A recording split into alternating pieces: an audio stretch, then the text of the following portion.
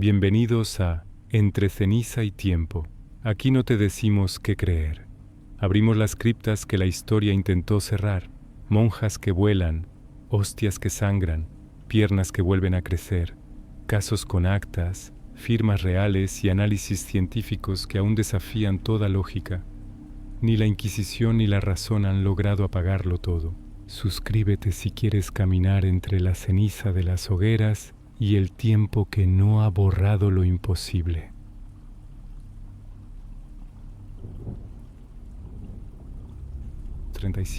En 1632, el convento de Ursulinas de Loudun, una pequeña ciudad francesa, se convirtió en escenario de uno de los episodios más escandalosos de la historia demonológica europea. Todo comenzó cuando la Madre Superiora, Jeanne des Anges, y varias monjas jóvenes empezaron a sufrir convulsiones, blasfemias y visiones eróticas del párroco local, Urbain Grandier, un sacerdote culto, mujeriego y enemigo político del cardenal Richelieu. Las monjas decían que Grandier las había hechizado enviando demonios, Asmodeo, Zabulón, Leviatán, que las poseían. Durante los exorcismos públicos, dirigidos por jesuitas y capuchinos, las religiosas se retorcían en el suelo. Hablaban en latín y griego, lenguas que supuestamente ignoraban. Mostraban los genitales, levitaban ligeramente y acusaban a Grandier de haberlas violado espiritualmente. Jeanne des Anges afirmaba que el sacerdote le había lanzado un ramo de rosas encantado que le provocó la posesión. El caso trascendió lo religioso y se volvió político. Richelieu, que odiaba a Grandier por haber escrito panfletos contra él, vio la oportunidad perfecta. En 1634 Grandier fue arrestado, torturado y condenado por brujería. El 18 de agosto de 1634 fue quemado vivo en la plaza de Loudun ante miles de espectadores. Mientras ardía, las monjas siguieron gritando que los demonios salían de sus cuerpos. Tras la ejecución, las posesiones continuaron durante años. Jeanne des Anges recorrió Francia exhibiendo en su mano la supuesta marca de los nombres de José, María y Francisco, que aparecieron milagrosamente cuando el demonio la abandonó. El convento se convirtió en atracción turística. Los exorcismos eran espectáculos públicos con entrada. Solo en 1637, cuando Richelieu dejó de financiar el circo, las monjas se curaron progresivamente. Hoy los historiadores consideran el caso un ejemplo clásico de histeria colectiva, manipulación política y posiblemente envenenamiento con cornezuelo del centeno. Sin embargo, la Iglesia nunca retractó oficialmente la condena de Grandier y algunos católicos tradicionalistas aún lo ven como un auténtico caso de posesión masiva.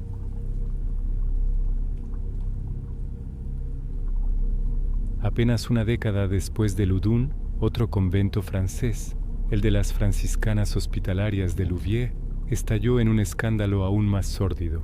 En 1642, la joven monja Madeleine Bavent confesó que el director espiritual del convento, el sacerdote Mathurin Picard, ya muerto, y su sucesor Thomas Bull, las habían iniciado en misas negras y orgías demoníacas dentro del propio convento.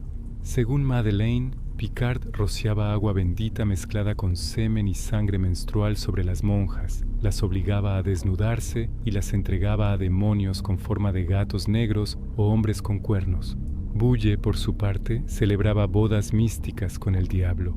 Hacía desnudar a las monjas, las ataba al altar y las poseía mientras recitaba fórmulas satánicas. Algunas monjas afirmaban haber parido monstruos que desaparecían entre llamas. Los exorcismos públicos comenzaron en 1643 en la Catedral de Rouen. Las monjas se contorsionaban, vomitaban alfileres, hablaban con voces masculinas y mostraban marcas diabólicas en los genitales. Una de ellas, Sor Bárbara, levitaba varios centímetros sobre la cama. El espectáculo duró años y atrajo a multitudes. En 1647 Bull fue condenado y quemado vivo. Su ayudante Thomas Bulle, no confundir, murió en prisión. Madeleine Bavent pasó el resto de su vida encerrada en una celda subterránea donde escribió sus memorias, único testimonio directo de una bruja del siglo XVII. El caso fue usado por los jansenistas para atacar a los jesuitas y por los libertinos para ridiculizar la religión. Los documentos judiciales desaparecieron misteriosamente en el siglo XVIII.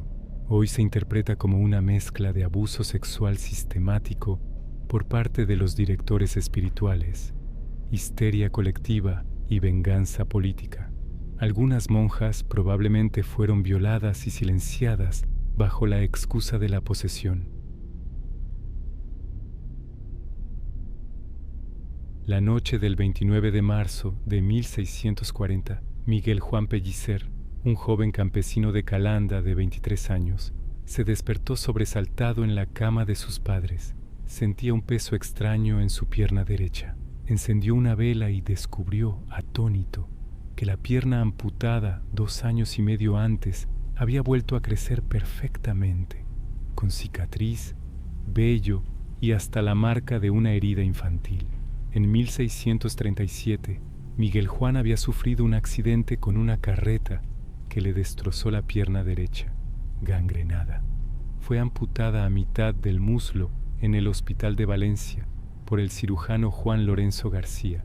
El muñón fue cauterizado con fuego y enterrado el miembro en el cementerio del hospital, según constaba en acta notarial.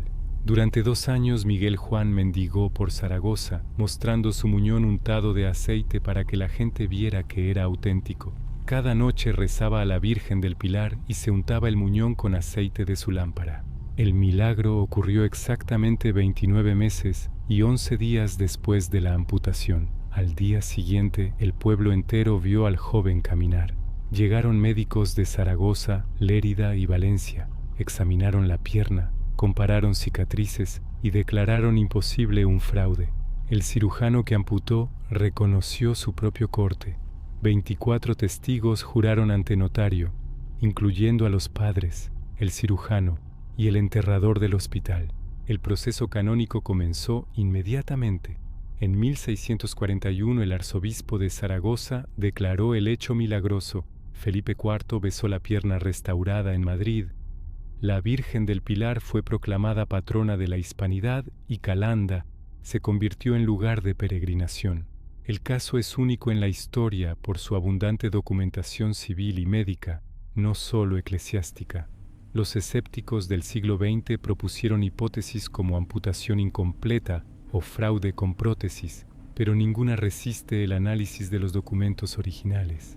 La causa de beatificación de Miguel Juan Pellicer sigue abierta. Sor María de Ágreda y la bilocación, España SM17, Sor María de Ágreda y la bilocación, España S17, entre 1620 y 1631, mientras Sor María de Jesús de Ágreda permanecía encerrada en el convento de las Concepcionistas de Ágreda, Soria. Más de 500 indígenas jumano del actual Texas y Nuevo México afirmaron haber sido evangelizados por una dama de azul que aparecía flotando, vestida con hábito azul celeste, hablando sus lenguas y enseñándoles el catecismo.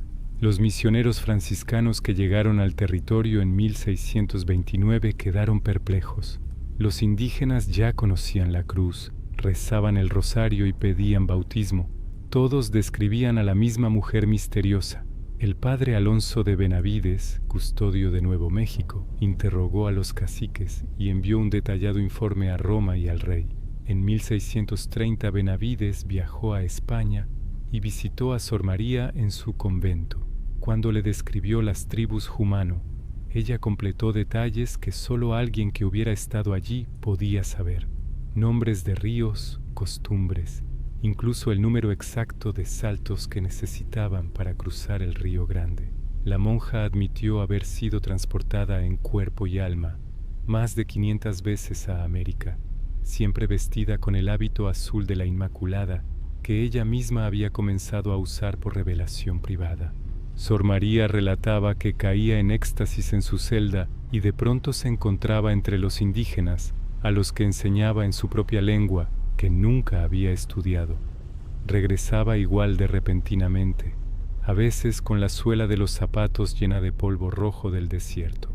Felipe IV se convirtió en su confidente epistolar. Conservan 600 cartas. La Inquisición la investigó 2 veces y la declaró sierva de Dios. Su libro Mística Ciudad de Dios fue prohibido y luego aprobado. Murió en 1665 con fama de santidad. Su cuerpo permanece incorrupto. Los historiadores racionalistas hablan de sugestión colectiva o coincidencia con otras misioneras, pero ningún documento menciona a ninguna monja española en Texas en esas fechas. Los indígenas humanos siguieron hablando de la Dama Azul hasta su extinción como pueblo en el siglo XVIII.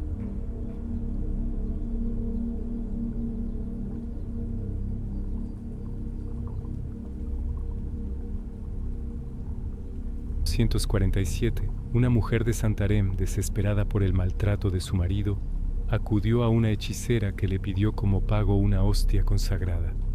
La mujer asistió a misa en la iglesia de San Esteban, comulgó sacrilegamente y guardó la hostia en un pañuelo. Al salir, la hostia comenzó a sangrar abundantemente. La sangre empapó el pañuelo y empezó a gotear por su brazo. Asustada, corrió a casa y escondió la hostia en un arcón de madera. Esa noche, una luz intensísima salió del arcón, iluminando toda la habitación. El marido, aterrorizado, vio salir sangre del mueble.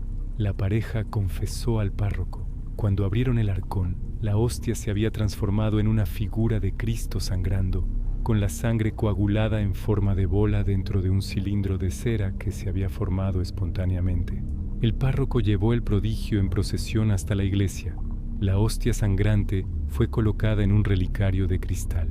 Durante siglos siguió sangrando intermitentemente. Los documentos parroquiales registran nuevas emisiones de sangre en 1340, 1382 y 1516. En 1612 se abrió el relicario y se encontró la sangre aún líquida dentro de la bola de cera. La iglesia de San Esteban pasó a llamarse del Milagro. Reyes y papas enviaron delegaciones. En 1997, análisis científicos, autorizados excepcionalmente, confirmaron sangre humana tipo AB con proteínas compatibles con sangre fresca, aunque databa de siglos. El relicario actual contiene 18 glóbulos de sangre dentro del cilindro de cera original. La Iglesia lo reconoce oficialmente como milagro eucarístico. Cada segundo domingo de abril se celebra la fiesta con procesión de las calles empapadas de pétalos rojos en recuerdo de la sangre que corrió hasta la casa de la mujer. 584 palabras.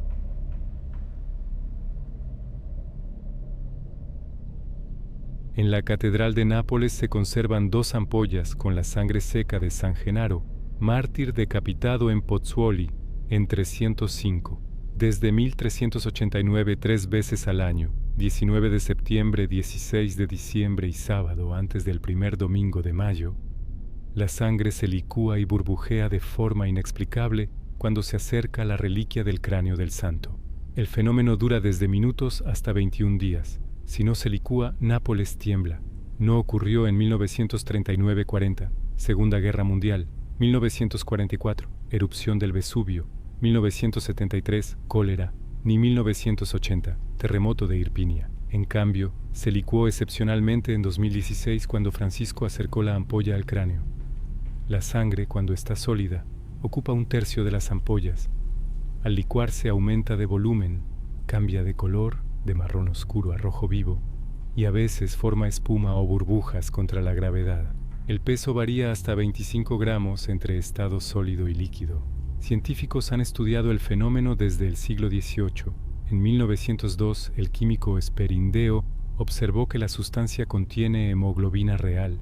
Análisis espectroscópicos de 1988 confirmaron sangre humana, pero no han logrado reproducir el cambio de estado en condiciones controladas. Las ampollas están selladas con una sustancia desconocida que ni el fuego ni los ácidos logran romper. Los napolitanos viven pendientes del ritual. Si la sangre se licúa rápido, el año será próspero. Si tarda o no se licúa, se llenan las iglesias de oración. En septiembre de 2025, la sangre tardó solo 4 minutos en licuarse, lo que fue interpretado como buen augurio tras años difíciles. El culto mezcla devoción católica y superstición ancestral. La Chiesa nunca ha declarado oficialmente milagroso el fenómeno, lo considera prodigio, pero Juan Pablo II lo llamó signo extraordinario, y Benedicto XVI esperó en vano la licuefacción en 2007, año de crisis económica. Nápoles sigue siendo la única ciudad del mundo cuyo destino parece depender de unas gotas de sangre de 17 siglos de antigüedad.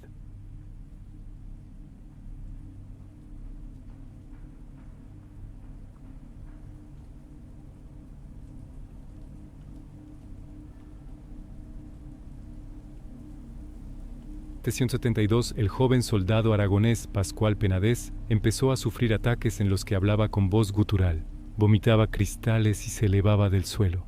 Los exorcismos comenzaron en la Catedral de La Seo.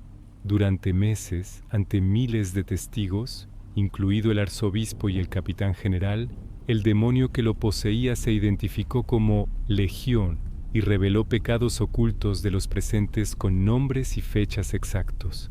En una sesión, el poseso levitó 2 metros y quedó pegado al techo de la capilla durante 20 minutos. El 13 de abril de 1774, tras 666 exorcismos, número registrado en acta, el demonio salió con un estruendo que rompió vidrieras.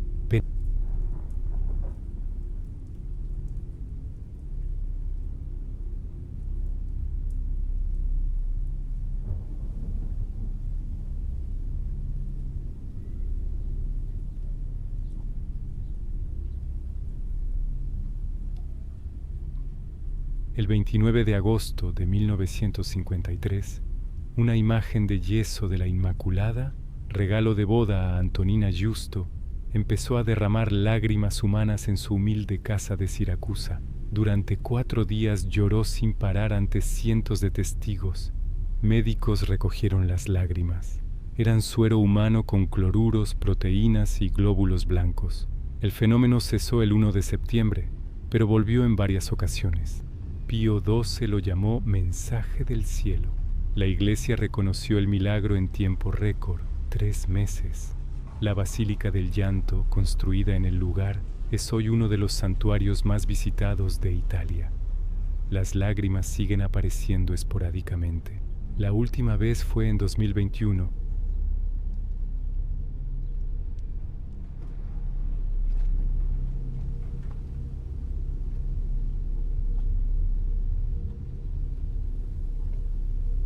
Anneliese Michel, estudiante católica de 23 años, empezó a oír voces que le ordenaban ser mártir. Tras años de tratamientos psiquiátricos sin éxito, sus padres pidieron exorcismo. Entre septiembre de 1975 y julio de 1976 recibió 67 sesiones autorizadas por el obispo de Würzburg. Hablaba en lenguas desconocidas, mostraba fuerza sobrehumana y rechazaba crucifijos. Las cintas, más de 40 horas, recogen voces distintas identificándose como Lucifer, Judas, Caín, Nerón y Hitler. Murió de desnutrición el 1 de julio de 1976 pesando 31 kilos. Los padres y los 2 sacerdotes fueron condenados por homicidio negligente, pero la Iglesia alemana nunca revocó la autorización del rito. Las grabaciones siguen circulando.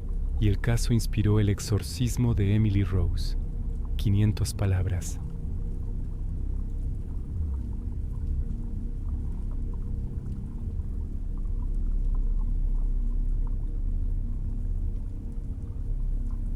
$70,000 personas, creyentes, masones, periodistas ateos, vieron el sol bailar, cambiar de color y precipitarse hacia la tierra durante 10 minutos en la cova de Fátima.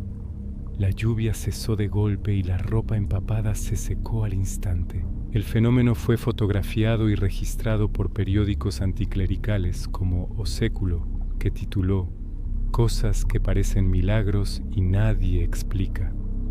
Los 3 pastorcitos, Lucía, Francisco y Jacinta, habían anunciado la fecha exacta 3 meses antes. La Iglesia reconoció las apariciones en 1930.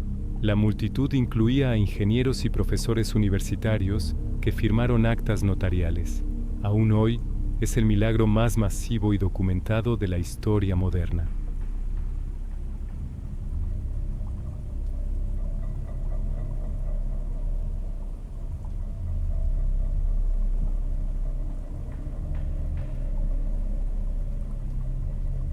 Bernadette murió a los 35 años en 1879. Cuando exhumaron su cuerpo en 1909 para la beatificación, lo encontraron intacto, flexible y sin olor, 30 años después del entierro.